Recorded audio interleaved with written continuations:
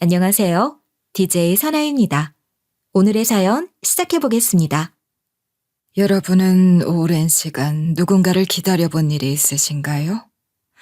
단지 약속 시간에 몇 분 늦는 사람을 기다리는 게 아니라 10년, 20년, 30년, 40년을 두고도 올지 안 올지도 모를 누군가를 기다리는 거예요. 그 사람이 지금 어디에 있는지, 살아는 있는지조차 모른 채 오직 하나의 희망만 붙든 채 살아가는 삶이란 과연 어떤 모습일까요? 세월은 무심하게 흘러가고 사람들은 그 긴 기다림을 잊으라고 포기하라고 말했지만 저에겐 그게 결코 쉬운 일이 아니었어요. 어느 순간부터는 기다리는 이유보다도 기다려온 시간이 절 붙잡았던 것 같아요. 그렇게 제게 인생이란 속죄이자 기다림이었고 매일의 하루하루는 어딘가 있을 그 아이에게 다다르기 위한 조용한 발걸음 같았어요. 그리고 그렇게 묵묵히 걸어온 40년의 끝자락. 저는 제 인생 전체를 송두리째 흔들어 놓을 만큼 거대한 진실과 마주하게 되었어요. 정말 상상조차 하지 못한, 믿기 힘들 만큼 낯선 진실이었죠. 지금부터 제가 들려드릴 이야기는 그 기다림의 끝에서 마주한 하루의 기록입니다. 지금부터 시작할게요.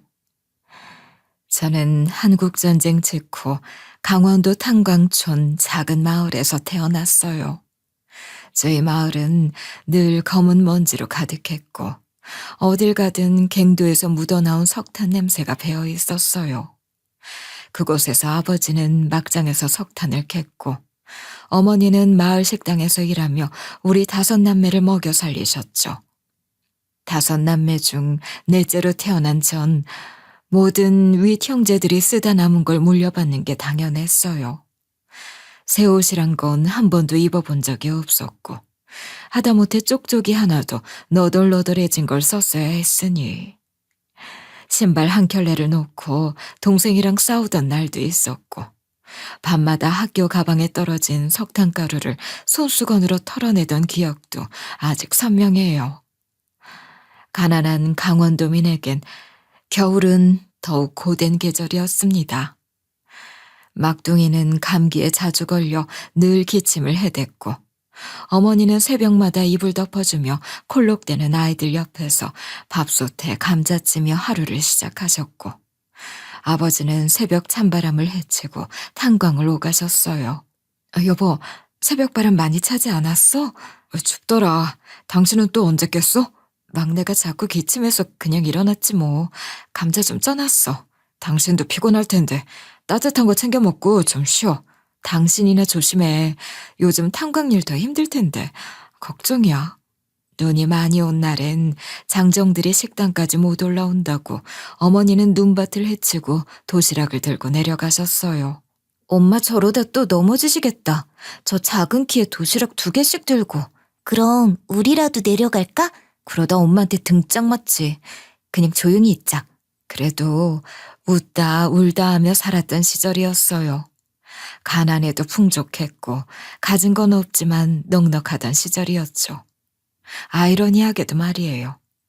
그런데 그런 삶도 끝이 났습니다. 어느 날 아버지가 일하던 중 사고로 돌아가셨고 그날로 저희 가족의 인생도 제 인생도 완전히 바뀌었죠. 막장에서 굴이 무너졌다는 연락을 받은 건 제가 초등학교 졸업식을 하루 앞둔 날이었어요. 그날 이후 집안 분위기는 무거워졌고 언니 오빠들은 바로 일을 시작해야 했고 저 역시 중학교를 다니던 와중 학업을 포기해야 했어요. 16이 되던 해 겨울 몸만한 가방을 메고 저는 서울행 기차에 올랐습니다. 어이 꼬마야, 서울엔 뭐하러 가? 을지로 인쇄소에 취직했어요. 네가? 그 어린 나이에? 저보다 어린 제 동생도 두부 공장에서 일하는데요, 뭘. 어린 것들이 고생이구만. 기차는 4시간을 달려 서울역에 도착했고 처음 본 서울은 크고 시끄러웠어요. 사람들도 너무 빠르게 걸어 다녀서 저 혼자 그 넓은 세상에 덩그러니 던져진 것 같았죠.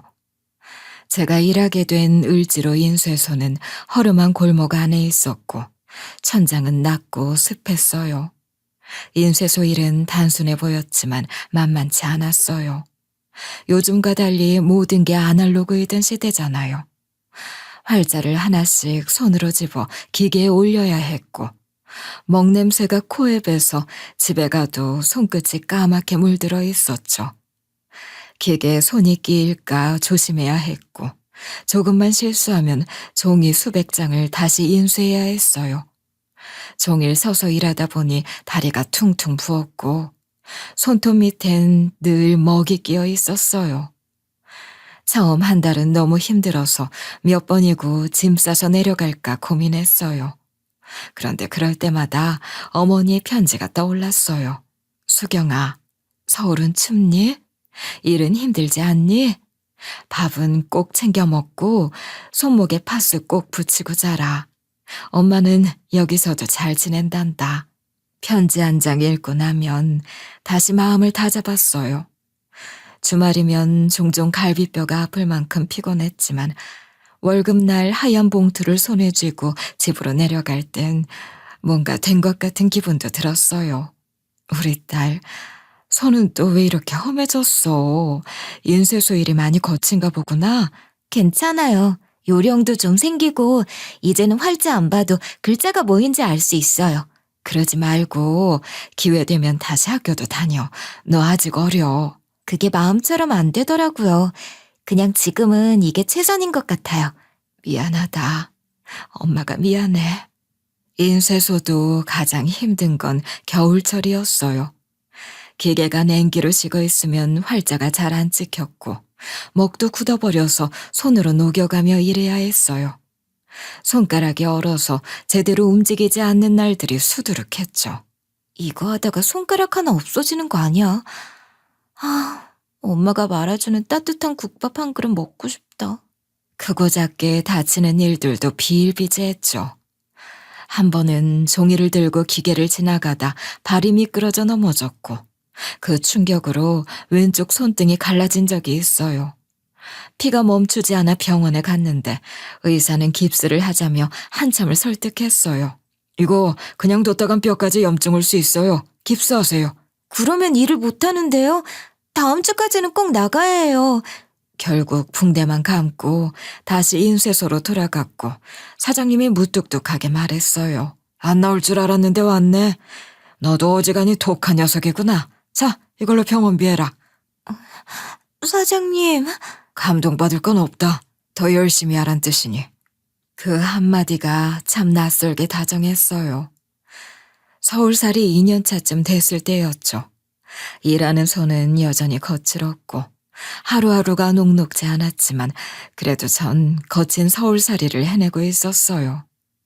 힘들었지만 주어진 삶에서 한순간도 도망치지 않았죠.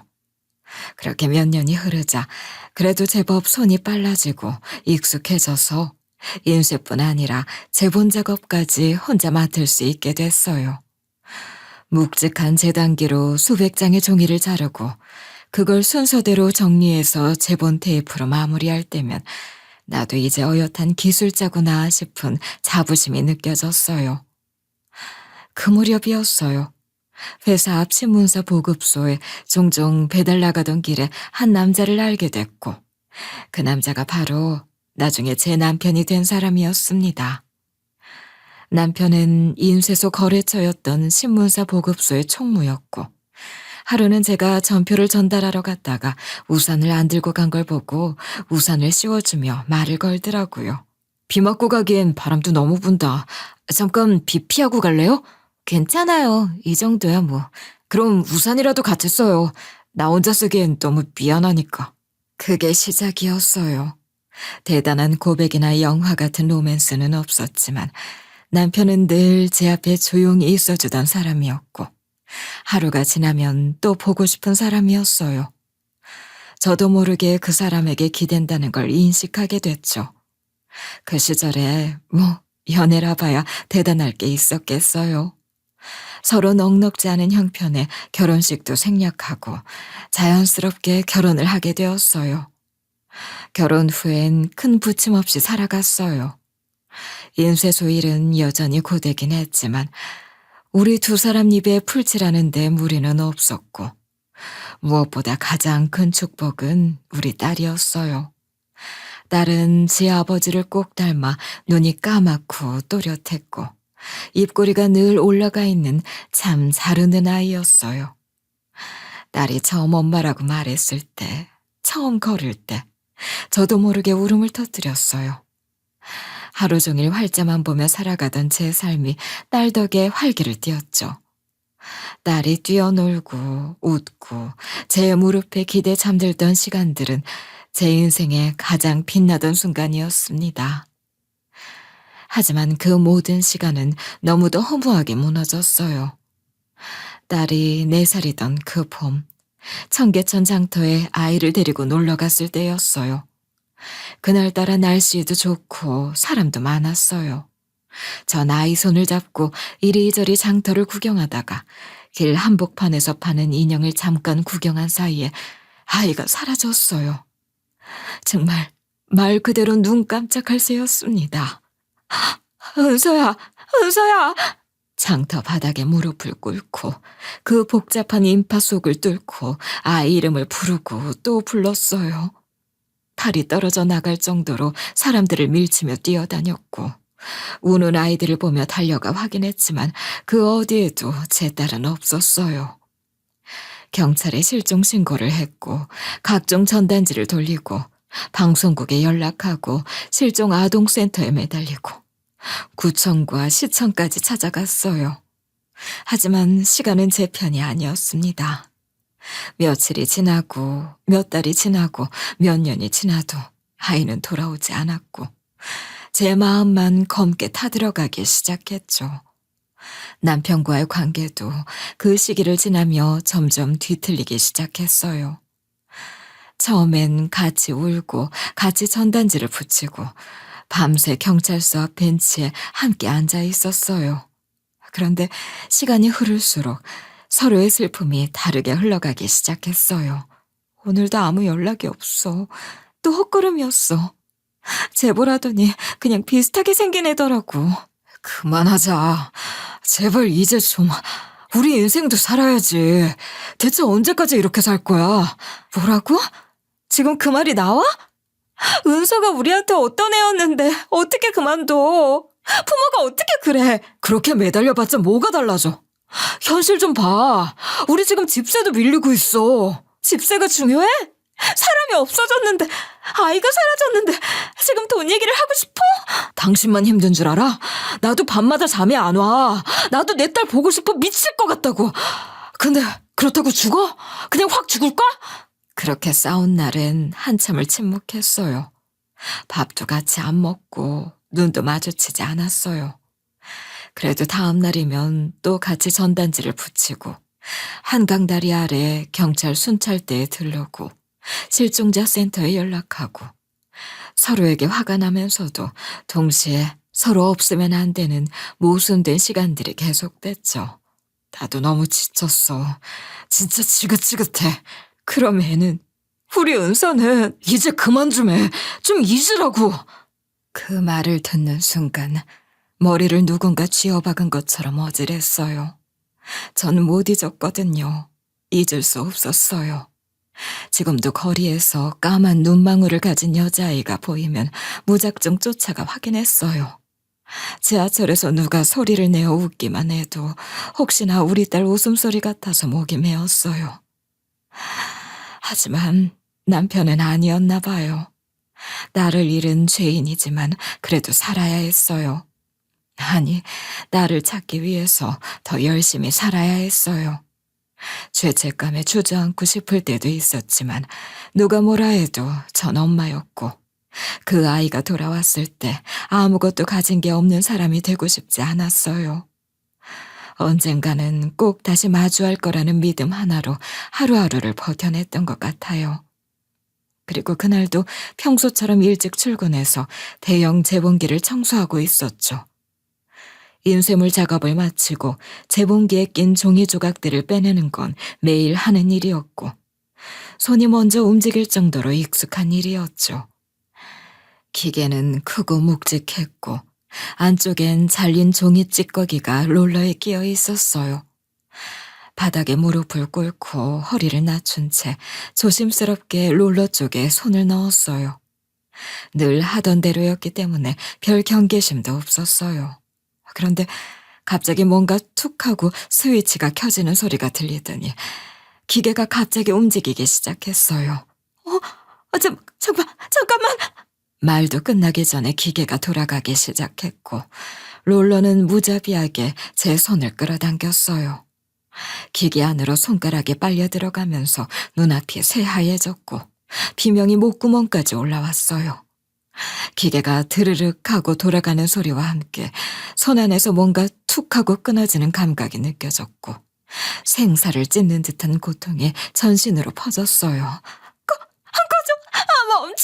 누가 좀 꺼줘! 그 비명을 듣고 달려온 건 마침 인쇄소에 들렀던 남편이었어요. 남편은 상황을 인지하자마자 기계를 멈추고는 제 손을 붙잡았어요. 피는 멈추지 않고 흘러내렸고 남편은 그 피를 맨손으로 막으며 다급하게 말했어요. 여보, 정신 차려. 괜찮아. 나 여기 있어. 병원 갈 거야. 금방 병원 가. 손가락, 여보, 내 손가락에. 보지 마. 눈 감아. 괜찮을 거야. 내가 데려갈게.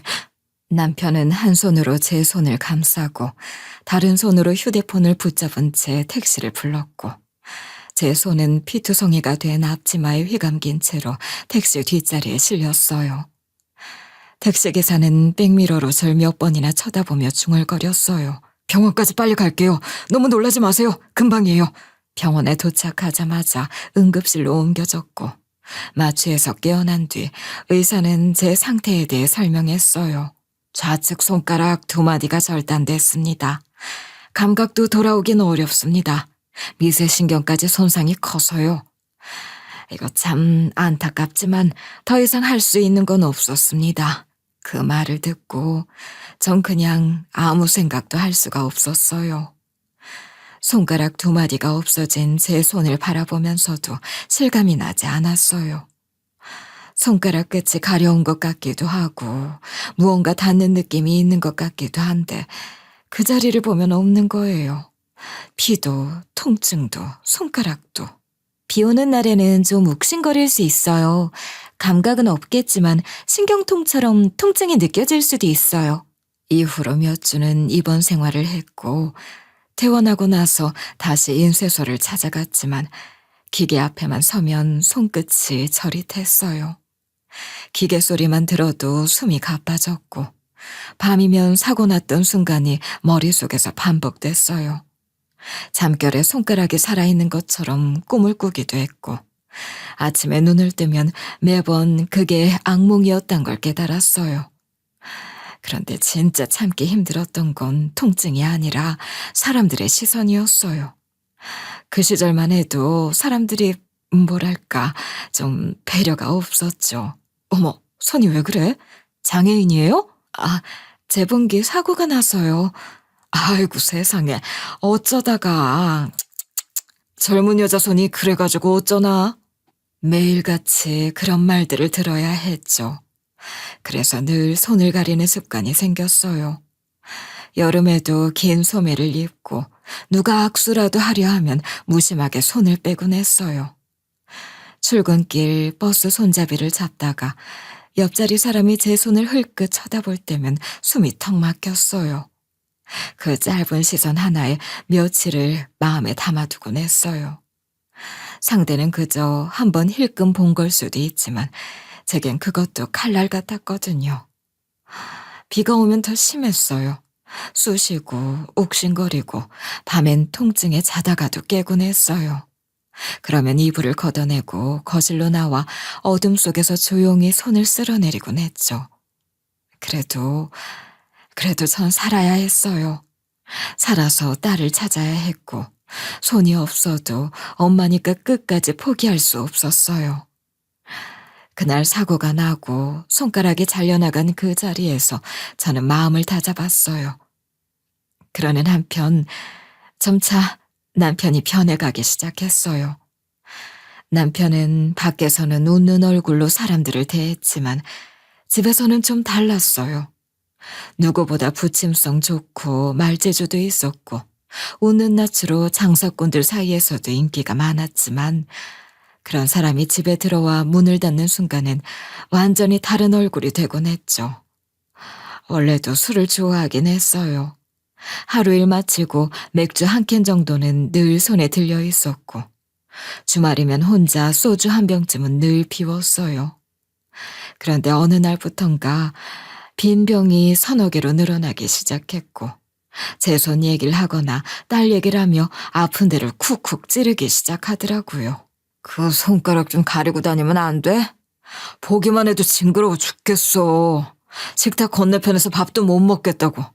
그리고 우리 은서, 네가 잃어버린 거잖아, 네가. 남편은 술이 없이는 안 할 말들을 그렇게 술에 취해 해댔고 어김없이 화를 내기 시작했어요.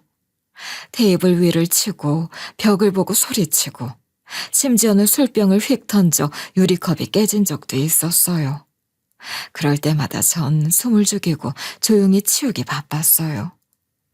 그러던 어느 날이었어요.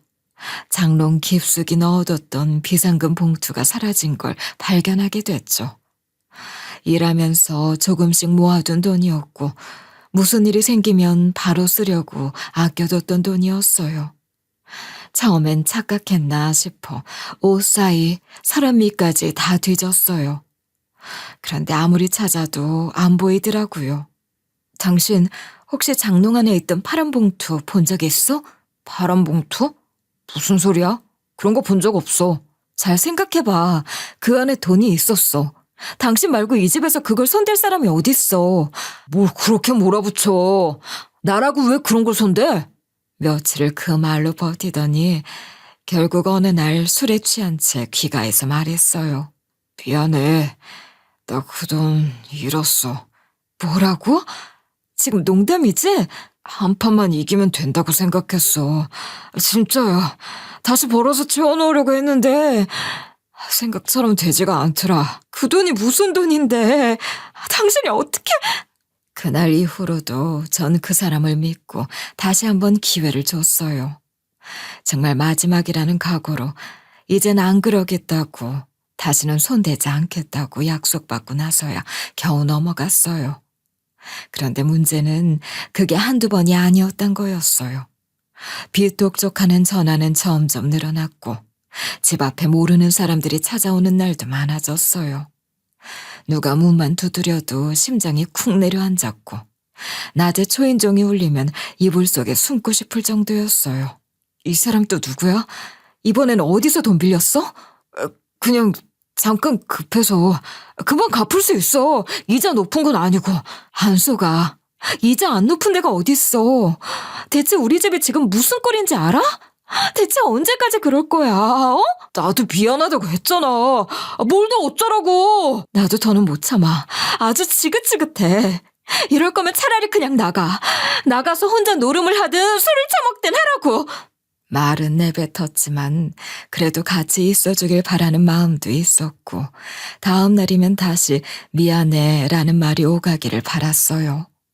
그런데 정말 그날 밤이 마지막이었어요. 다음 날 장롱문이 열려 있었고 속옷 서랍까지 텅 비어 있었어요. 전화기도 꺼져 있었고 동료들에게도 연락이 닿지 않았어요. 남편은 그렇게 정말 홀연히 떠났어요. 남편이 사라진 뒤로는 아예 인쇄소에 붙어 살다시피 했어요.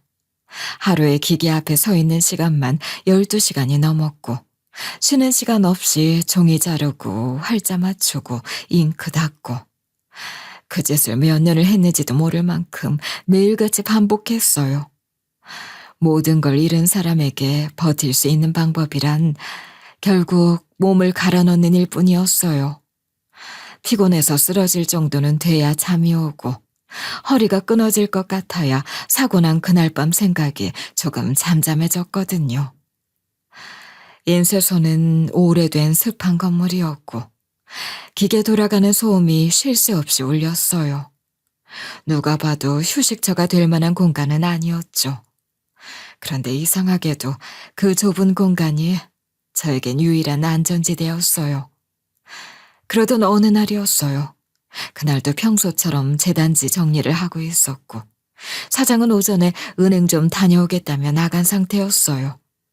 그런데 점심시간이 지나고 저녁이 돼도 사장이 돌아오지 않는 거예요. 사장님, 어디세요? 기계 멈췄는데 조치 좀 해야 해서요. 문자도 전화도 받지 않았고 결국 저는 혼자서 덜덜대는 기계를 붙잡고 고장난 부품을 억지로 조여가며 일했어요. 밤 9시가 다 돼서 좀 뭔가 이상하다는 걸 느꼈어요. 사무실 안 책상은 텅 비어 있었고 서랍에 늘 넣어두던 사장 핸드폰도 사라져 있었어요. 다음 날 아침 거래처에서 전화가 왔어요. 여보세요? 수경 씨, 어제 결제 들어온다더니 아무 연락 없어서요. 네? 어제 사장님이 은행 간다고 하시고 아직 안 들어오셨어요. 제가 다시 연락드릴게요. 그 통화가 끝난 뒤부터 줄줄이 전화가 걸려오기 시작했어요. 종이 대금, 잉크비, 임대료, 거래대행 수수료. 다들 사장님은 안 받으시던데 혹시 알고 있냐는 말만 반복했어요. 그제서야 전 사무실 금고를 확인했어요. 안에는 아무것도 없었어요. 계약서며 영수증, 월급 명세서까지 싹 비워져 있었고 회사명의 통장도 사라졌어요. 월급은 3달치가 밀려 있었고 전 그동안 그것도 그냥 힘들어서 그러려니 하고 넘겼던 거였어요. 거래처 사장 하나가 인쇄소까지 찾아온 뒤에야 저는 자초지종을 알게 됐죠. 그 사람 이미 사설 채권자들에게도 쫓기고 있었어요. 솔직히 저희도 불안했는데 그래도 괜찮을 줄 알았죠. 그게 무슨 말씀이세요? 머리가 멍했어요. 뒤통수를 맞는다는 게 어떤 기분인지 그날 처음 알았어요. 모든 게 끝난 기분이었어요. 나를 잃었고 남편에게 버림받았고 손가락까지 잘렸고 이제는 일터에서마저 내쫓긴 거였어요. 남은 월세며 공과금도 막막했고 밀린 월급을 받을 데도 없었어요. 결국 모든 걸 잃고 밖으로 나왔을 때 정말 갈 곳이 없었어요. 처음 며칠은 공원 벤치에서 밤을 지새웠어요.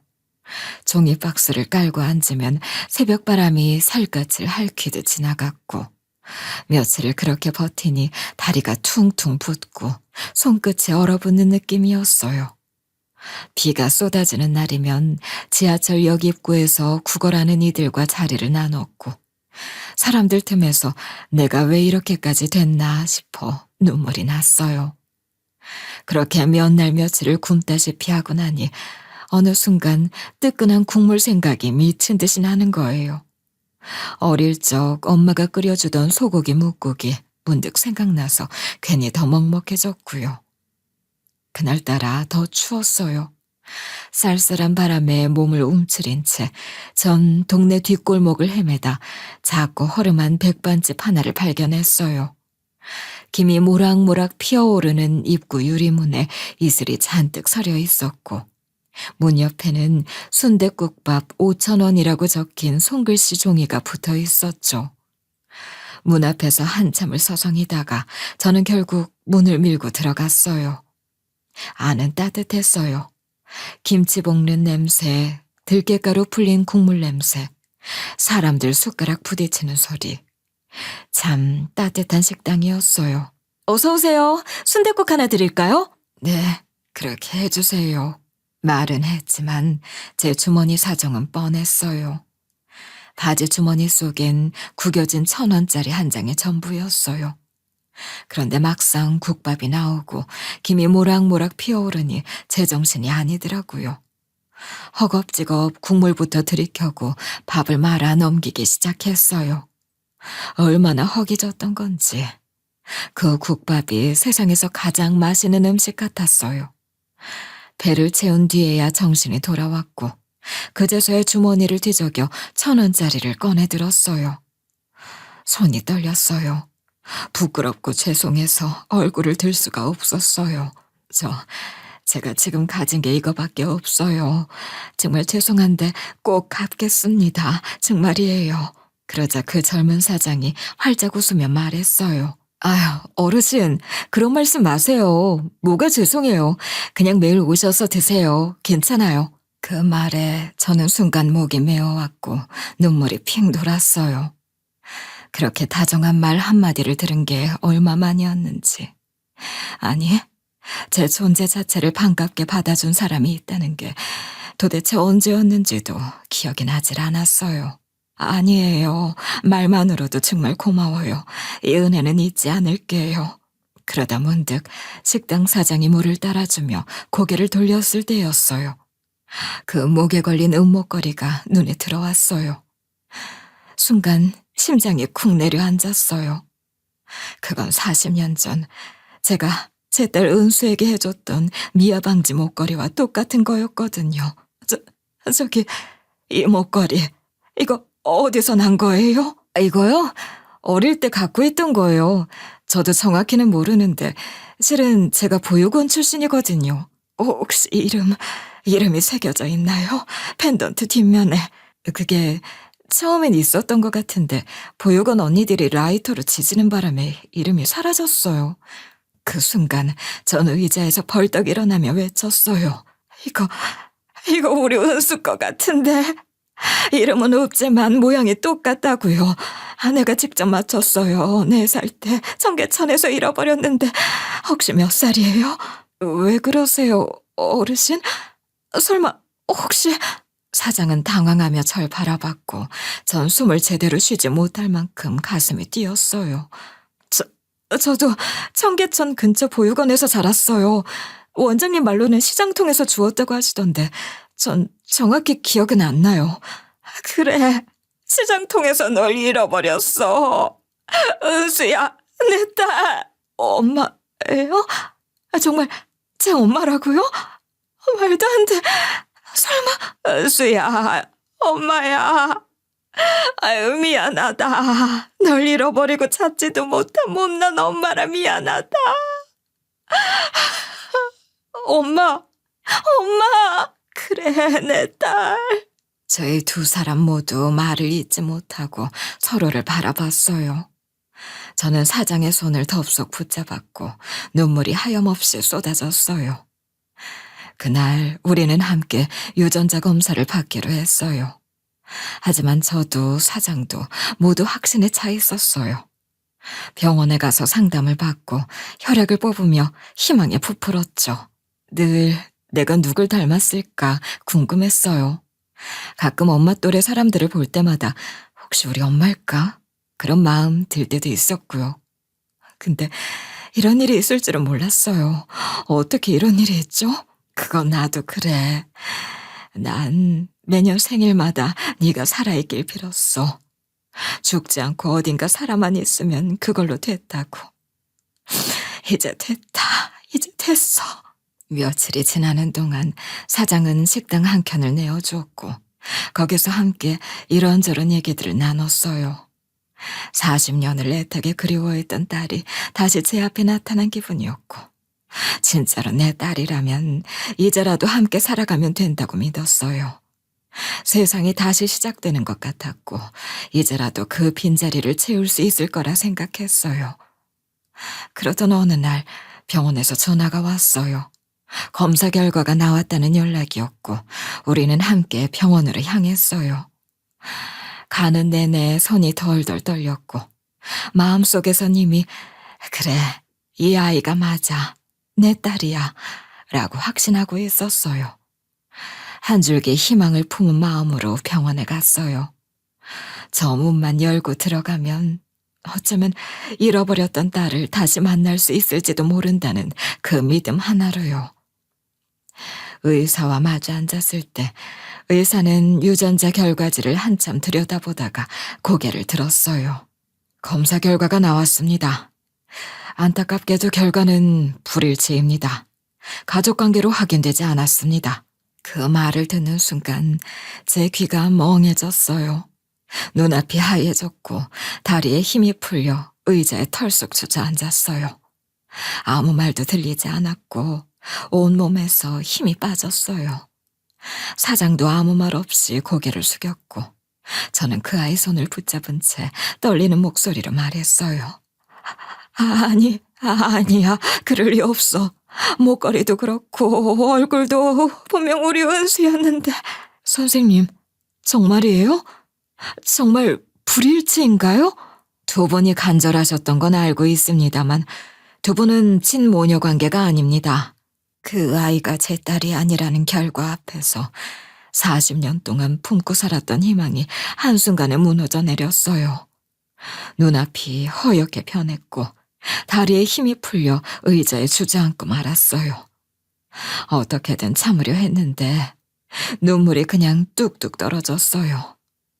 목구멍 안에서 뜨거운 무언가가 울컥 올라왔고 전 그 자리에서 고개만 푹 숙인 채 말없이 울었어요. 의사는 한참을 말없이 기다려줬고 제가 조금 진정되자 조심스럽게 말을 꺼냈어요. 그런데요, 어르신, 혹시 기억에 공백이 있다고 느끼신 적 없으세요? 자꾸 어떤 사실이 생각이 안 나거나 날짜나 이름을 혼동하신다거나. 저는 멍한 얼굴로 고개를 들었어요. 그건 왜 물으시죠? 유전자 검사 과정에서 신분 기록을 조회하던 중에 등록된 보호자 연락처가 있었습니다. 보시다시피 어르신은 보호자가 있는 분이세요. 그 말에 저는 잠깐 멈칫했어요. 보호자라니요. 전 혼자인 줄 알았는데 제게 가족이 있다고요? 추가로 인지기능 검사를 해보는 게 좋겠습니다. 괜찮으시겠어요? 그게 무슨 뜻인지 알 수 없었지만 전 그저 고개를 끄덕였어요. 뭔가 흐릿하게 감춰져 있던 기억의 조각이 흔들리는 것 같았어요.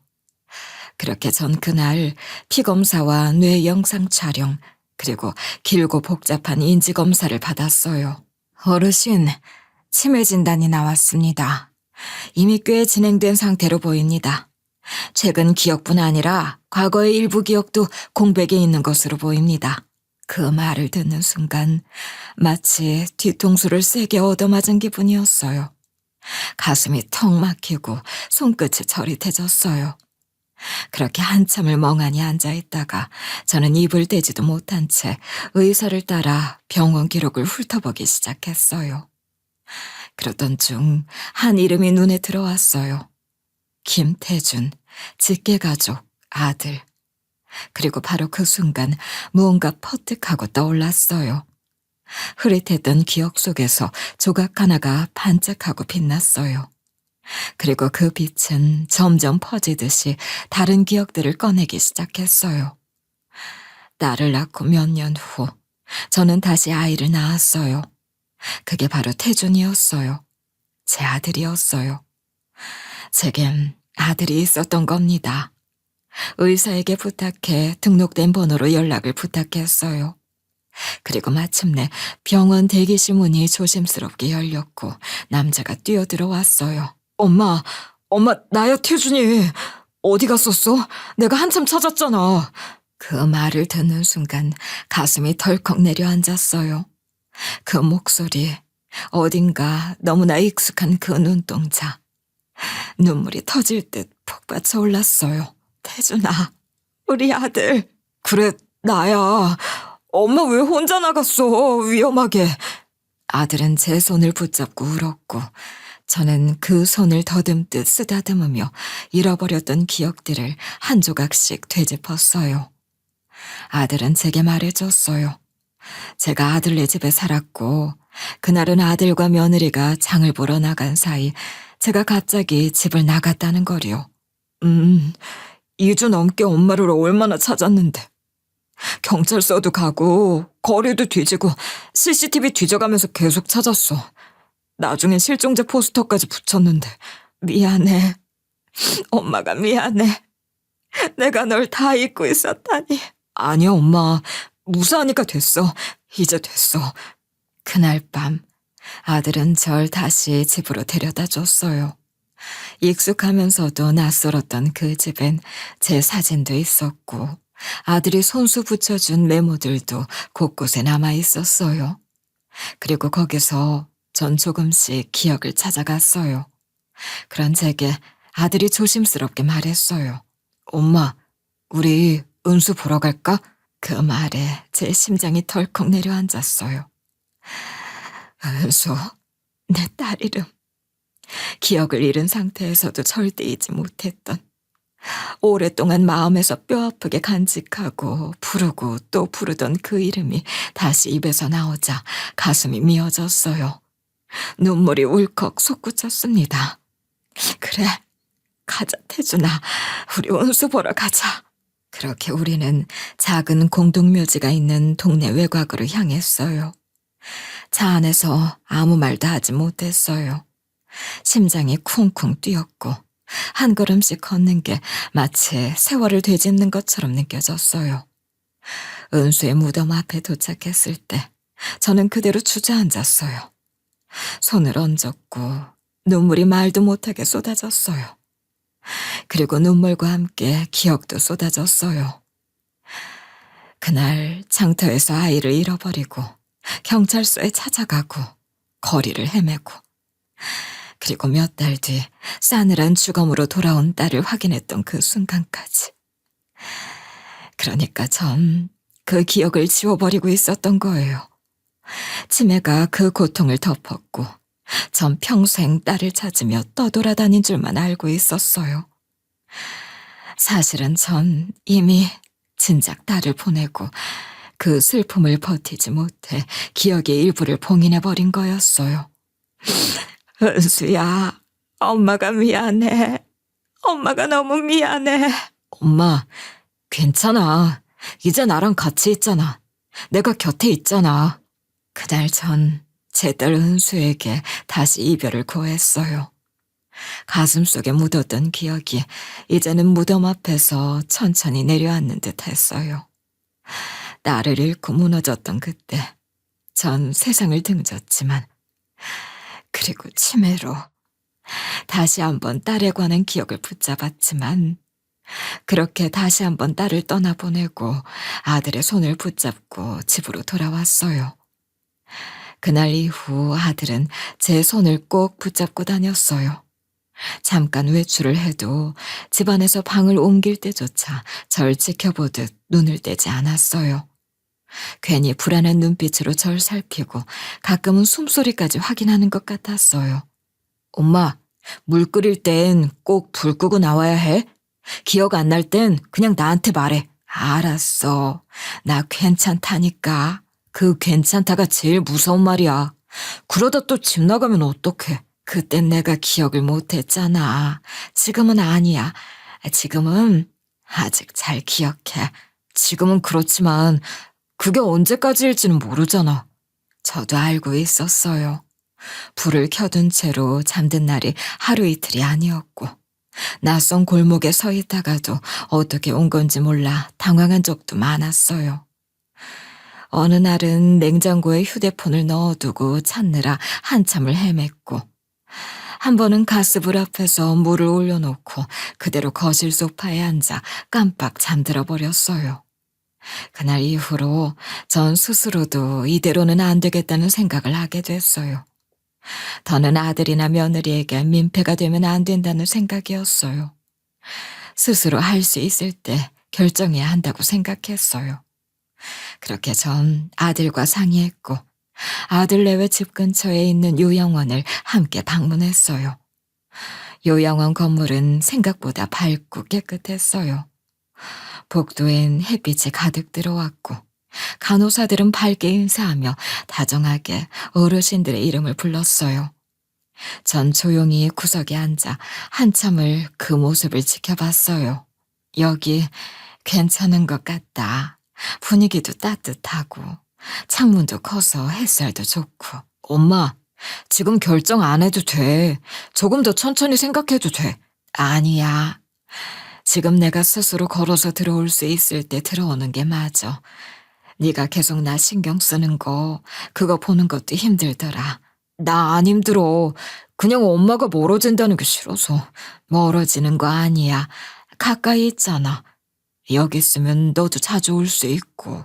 그렇게 전 입소 서류에 직접 이름을 썼어요. 손끝이 조금 떨리긴 했지만 아직은 이름을 또렷하게 적을 수 있다는 것만으로도 감사했어요. 방은 작았지만 깨끗했어요.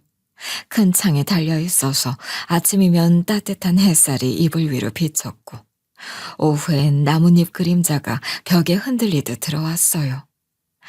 아들은 입소 첫날 딸 무덤에서 함께 찍은 사진을 액자에 넣어 한쪽 벽에 걸어주었어요. 엄마, 이거 여기 두면 좋을 것 같아서. 우리 같이 찍은 사진.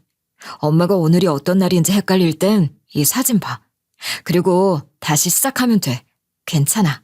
요양원 생활은 규칙적이었어요. 식사 시간, 산책 시간, 약 먹는 시간. 처음엔 그 반복이 낯설었지만 곧 익숙해졌어요. 그러다 하루는 복도 끝에서 익숙한 얼굴이 보였어요. 백반집에서 따뜻한 국밥 한 그릇을 건네던 식당 사장이었어요. 한때 잠시 제 딸이라 착각했던. 어르신, 잘 계시죠?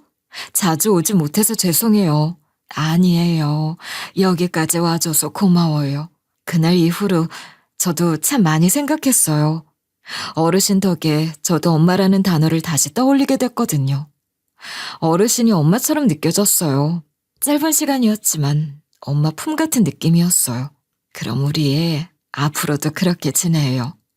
나중에 내가 다 잊어버리더라도 그전까진 우리 모녀처럼 지내요.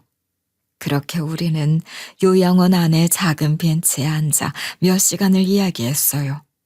저는 제 딸 이야기, 아들 이야기, 잊었던 기억들을 다시 찾은 이야기까지 천천히 들려주었고, 사장도 가끔 눈물을 훔쳐가며 제 이야기를 들었어요. 그리고 고아로 혼자 커온 식당 사장, 아니 그 아이를 저도 꼭 안아줬죠. 밤이 되면 저는 침대에 누워 창밖을 바라봤어요.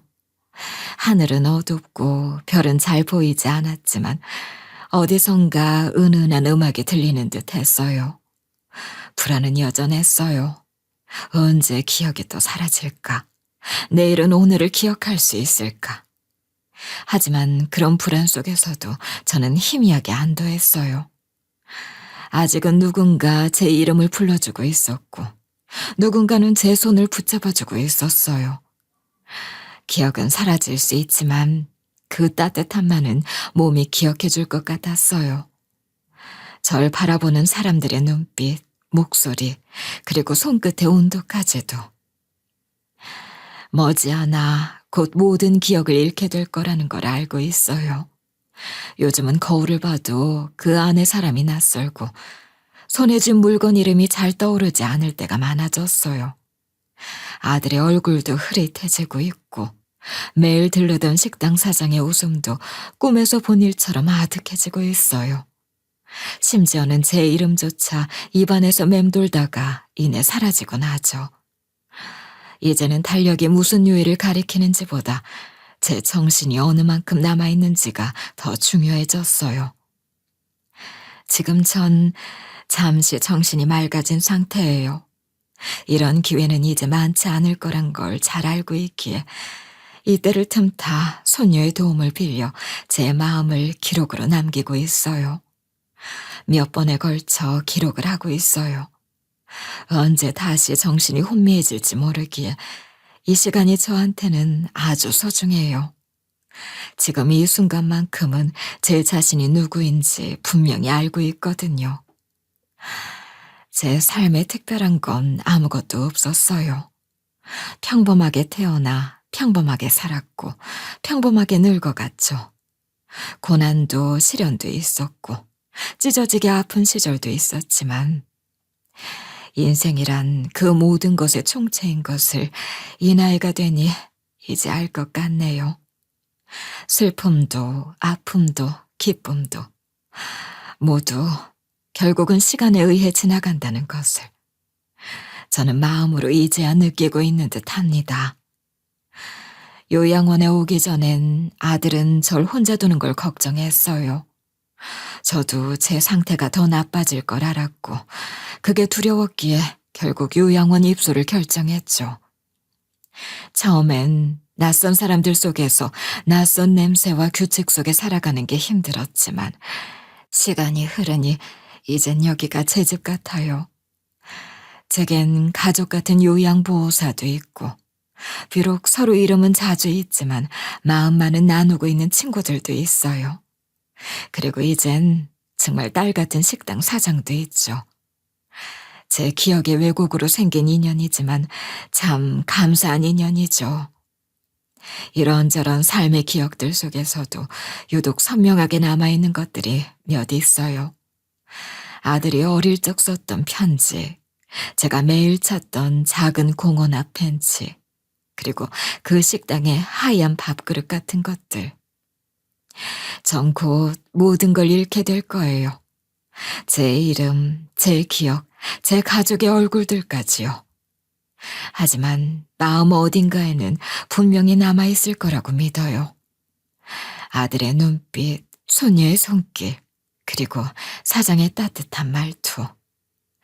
그게 사라져도 그 감정은 제 안에서 희미하게라도 머무를 거라고 생각해요. 그게 치매라는 병 속에서도 인간으로서 마지막까지 지킬 수 있는 유일한 것 같아요. 제게 남은 시간은 많지 않아요. 오늘이 마지막 맑은 날일지도 몰라요. 그래서 이렇게 조심스럽게 말해봅니다. 살아온 세월이 늘 쉽진 않았지만 저는 그 삶을 후회하지 않아요. 남편이 떠난 뒤에도, 가난 속에서도, 기억이 흐려지는 지금 이 순간에도 저는 여전히 제 삶을 살아가고 있다고 느껴요. 제가 누구였는지, 어떤 삶을 살았는지는 곧 모두 잊히겠지만 이 기록만큼은 남아주길 바랍니다. 언젠가 제 아들 며느리가, 제 손녀가 이걸 들으며 절 가끔 떠올려준다면 그걸로 충분해요. 이제 곧 다시 모든 것들이 사라지기 시작할 거예요. 말이 느려지고 단어가 흐려지고 기억이 사라질 거예요. 처음엔 그게 참 무서웠어요. 눈앞에 있는 사람의 얼굴이 낯설어지고 가장 좋아하던 노래 가사가 하나도 떠오르지 않을 때마다 가슴이 쿵 내려앉았죠. 내가 나를 잃어버리는 기분, 그게 얼마나 공포스러운지 말로 다 할 수 없어요. 하지만 지금 이 순간만큼은 분명히 기억하고 있어요. 저는 사랑받았고 또 누군가를 아주 깊이 사랑했어요. 손을 꼭 잡아주던 사람들의 체온, 제 이름을 부르며 웃어주던 목소리, 자주 가던 그 길의 냄새와 햇빛의 결까지도 지금은 또렷하게 남아있어요. 그것만으로도 참 다행이라는 생각이 들어요. 언젠가 이 기억들이 모두 흩어지고 아무 말도 할 수 없게 되더라도 그 마음 하나만은 어딘가 깊숙한 곳에 남아있기를 바라요. 그 사랑이 제 마지막까지를 따뜻하게 덮어주기를요. 그럼 지금까지 제 이야기를 들어주셔서 정말 고맙습니다. 이 글이 어쩌면 제 삶의 마지막 인사일지도 몰라요. 그래서 더욱 조심스럽고 간절한 마음으로 한자 한자 적어봤어요. 이제 이만 저는 제 기억 속으로 천천히 돌아가겠습니다. 점점 옅어지는 그 길 위에서 언젠가 다시 마주치게 된다면 전 분명 여러분을 알아볼 수 없을지도 몰라요. 그래도 괜찮아요. 제 마음이 먼저 기억하고 반겨줄 테니까요. 여러분도 부디 사소한 인연 하나라도 따뜻하게 간직하며 살아가시길 바랍니다. 누구의 삶이든 그 안엔 잊히지 않을 순간들이 있고 잃어버린 것 같아도 마음속 어딘가엔 꼭 남아있는 감정이 있다는 걸 절 통해 기억해 주셨으면 해요. 전 이제 천천히 아주 조용히 제 안의 안개 속으로 걸어 들어가겠습니다. 그럼 부디 모두 안녕하시길 빕니다.